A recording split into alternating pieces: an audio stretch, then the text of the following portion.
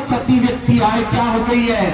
तेलंगाना में 3.5 लाख रुपया, ओडिशा में 2.5 लाख रुपया, और आज भी बस्तर का आदमी गरीब का गरीब बना हुआ है। 2001 में मेरे पिताजी ने गरीबों को पेंशन देना चालू किया था। कितना रुपया पेंशन देते थे वो? 350। 2001 में 22 साल हो गए। 22 साल में क्या महंगाई नहीं बढ़ी है? बढ़ी है नहीं बढ़ी है? बढ़ी है। पर हमारे गरीब की पेंशन 10 के 10, वही 350 रुपया, जबकि तेलंगाना में 3000, ओडिशा में 4000, आंध्रा में 7000, लेकिन छत्तीसगढ़ का गरीब आज भी 350 रुपया में अपनी जिंदगी बिताने के लिए मजबूर है। और बिजली क्या बोल रहे थे कि बिजली बिल हाफ हो जाएगा, तो मैं आप लोगों से ये पूछने आया हूं, बिजली बिल हाफ हो गया है? अरे हमारे पुरखों ने जो हमारे लिए संभाल के रखा, हमारा कोयला, हमारा पानी, हमारे मजदूरों का खून पसीना, पूरी देश में सबसे ज्यादा बिजली कहां पैदा होती है? हमारे छत्तीसगढ़ में। और मुख्यमंत्री जी क्या करते हैं? दूसरे राज्यों को बेच रहे हैं। किसान के लिए 5.5 रुपया मीटर यूनिट। कितना लेते हैं किसानों से? 1 यूनिट का 5.5 रुपया। और जो बड़े बड़े सेठ लोग हैं, उद्योगपति वाले हैं, उनसे कितना लेते हैं? केवल 3 रुपया। और बोलते हैं कि ये हम किसानों की सरकार है। एक काम अच्छा किया, मैं मानता हूं, 2500 रुपया धान का समर्थन मूल्य मिल रहा है, नहीं मिल रहा है? 4 किस्तों में मिल रहा है, रुआ के देते हैं, पर देते हैं। पर एक तरफ तो 2500 रुपया दे रहे हैं, और दूसरी तरफ यूरिया का क्या भाव चल रहा है मार्केट में? 200 रुपये का यूरिया आज मार्केट में 500 रुपया में लेना पड़ रहा है। कीटनाशक का, हर चीज का भाव, बिजली का, सबका भाव बढ़ा दिया। तो एक हाथ से तो 2500 दे रहे हैं, और दूसरे हाथ से सब कुछ ले रहे हैं। तो ऐसा नहीं चलेगा। 2018 में आपकी सरकार बनी, 5 साल होने को है। आपने क्या कहा था? आपने कहा था कि सबको उनके घरों का पट्टा मिल जाएगा, सबके लिए वो आवास बनाएंगे। तो मैं आपसे पूछने आया हूं, कितने लोगों को पट्टा मिल गया? और कितने लोगों का आवास बन गया?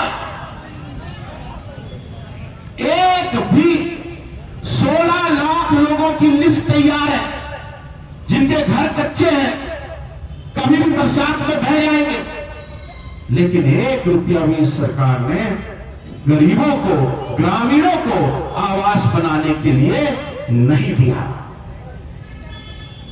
मैं आज जो आपके सामने आया हूं, ना मेरी लड़ाई, मैं साफ साफ बोल रहा हूं, ना मेरी लड़ाई कांग्रेस से है, ना मेरी लड़ाई भाजपा से है। मेरी लड़ाई तो गरीबी से है। मेरे पिताजी बोला करते थे कि ये जो हमारा छत्तीसगढ़ है, पूरे देश का सबसे अमीर राज्य है, सबसे अमीर धरती यहां की है। लेकिन जो लोग उस अमीर धरती के ऊपर रहते हैं, वो पूरे देश में सबसे गरीब यहां रहते हैं। 40% हमारे परिवार 25 रुपया प्रतिदिन से कम में अपना जीवन यापन कर रहे हैं। मेरे पिताजी ने गरीबी देखी। उनका जन्म बहुत गरीब छोटे परिवार में हुआ था।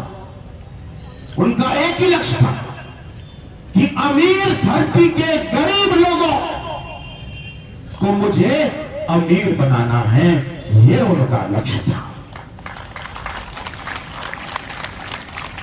अब मेरे पिताजी ही रहे तो उनका जो लक्ष्य था, उनका जो सपना था छत्तीसगढ़िया सबले बढ़िया, ये लक्ष्य पूरा करने का काम अब हम सब का है। क्योंकि हम सब जो जवान लोग यहां बैठे हैं, वो मैं अकेले अजीत जोगी जी का लड़का नहीं। जितना प्यार वो मुझसे करते थे उससे कहीं ज्यादा प्यार वो आप लोगों से करते रहे हैं। इसलिए आप भी उनके बेटी की तरह हैं और हमें जोगी जी का सपना पूरा करना है। चुनाव आ गया, अभी कल भाजपा वालों की रैली हुई, कुछ दिनों बाद कांग्रेस वाले भी आ जाएंगे। सब अपने साथ क्या लेके आएंगे? घोषणा पत्र। लेकिन अब हमें घोषणा पत्र पे बिल्कुल भी विश्वास नहीं है, रत्ती भर विश्वास नहीं है। मेरी पार्टी जोगी पार्टी, हल चलाता किसान वाली पार्टी, ये घोषणा पत्र लेके नहीं आएगी। मेरी पार्टी शपथ पत्र लेके आएगी। कोर्ट में जाकर मैं 20 रुपए के स्टैम्प पेपर में आपको लिख के दूंगा कि मेरी सरकार आती है तो ये 10 कदम लूंगा और गरीबी खत्म करूंगा। और अगर नहीं करेंगे तो वो शपथ पत्र आपके घर में होगा। अगर नहीं कर पाया तो आप मुझको कोर्ट में कटघरे में खड़ा कर सकते हो, मेरे खिलाफ मुकदमा चला सकते हो और मेरे को 2 साल के लिए जेल तक भेज सकते हो। यह अधिकार मैं आपको देके जा रहा हूं और चैलेंज करता हूं भाजपा से, कांग्रेस से, उनके बड़े बड़े नेताओं से कि आप बातें तो खूब सारी करते हैं, अब बातों से काम नहीं चलेगा, घोषणाओं से काम नहीं चलेगा। जो भी करना है स्टैम्प पेपर पे लिख के दो, तभी हम तुम्हारी बात पर विश्वास करेंगे। मैंने बोला 10 कदम और गरीबी खत्म। तो ये 10 कदम क्या रहेंगे?